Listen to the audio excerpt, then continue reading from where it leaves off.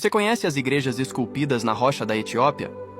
Lalibela é uma cidade em Amara, na Etiópia, onde estão localizadas as igrejas monolíticas.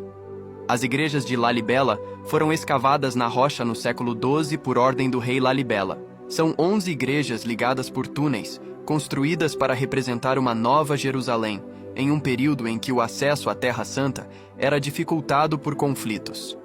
As construções foram talhadas em pedra vulcânica. Segundo a lenda, anjos auxiliaram na construção, dada a complexidade da estrutura.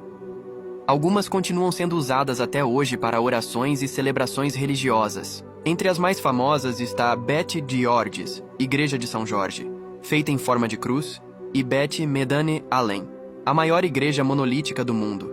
Essas obras impressionantes fazem parte do Patrimônio Mundial da Unesco e mostram a fé, a arte e a engenharia do povo etíope.